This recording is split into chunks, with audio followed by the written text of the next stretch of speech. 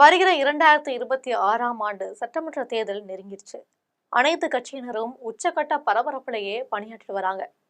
வருகிற பொங்கலை ஒட்டி திமுக, அதிமுக, தவேக, பாஜக, தேமுதிக ஆகிய கட்சிகள் எல்லாம் தங்களது கூட்டணி பற்றி இறுதி முடிவுகளை எடுக்க போறாங்க.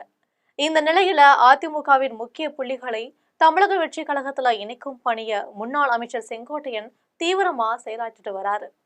வருகிற பொங்கலுக்குள் அதிமுக தரப்பில் இருந்து மேலும் 10 நபர்களை தமிழக வெற்றி கழகத்துல இணைக்கும் திட்டத்துல செங்கோட்டையன் திரைமறைவு பணிகளை நடத்திட்டு வராரு. இந்த நிலையில அதிமுகவை சேர்ந்த முன்னாள் முக்கிய புள்ளிகளும் பன்னீர்செல்வத்தின் இடதுகரம் வலதுகரமாக விளங்கும் 2 முக்கிய தலைவர்களும் திமுகவுக்கு தாவ போகும் தகவல் நமக்கு கிடைச்சிருக்கு. இது பற்றி ஜெம் தொலைக்காட்சி வழங்கும் சிறப்பு செய்தி தொகுப்பை இப்போது பார்க்கலாம்.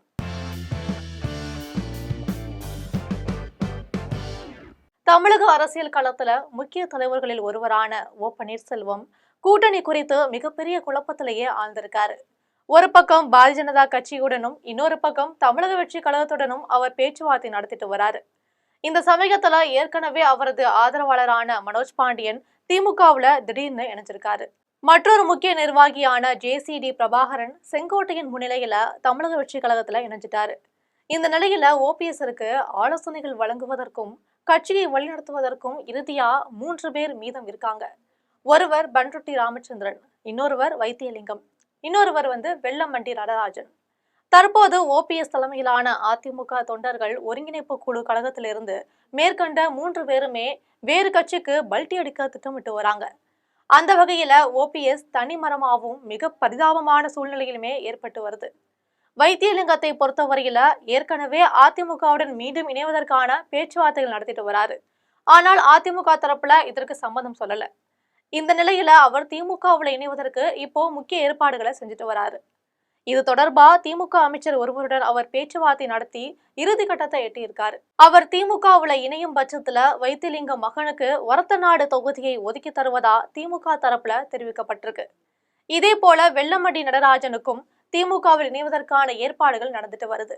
அவரது மகனுக்கும் ஒரு தொகுதியை ஒதுக்கி தருவதா திமுக சார்பில் பேசப்பட்டு வராங்க.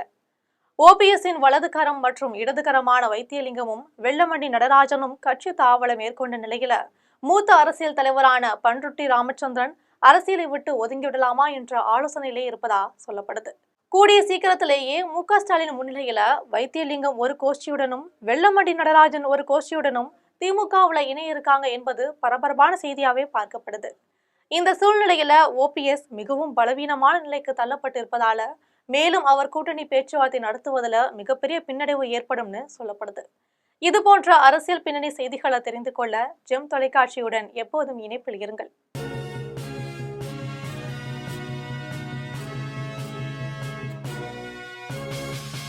உடனுக்குடன் அப்டேட் தெரிந்து கொள்ள ஜெம் டிவி தமிழ் ஆப்பை இன்ஸ்டால் செய்யவும்.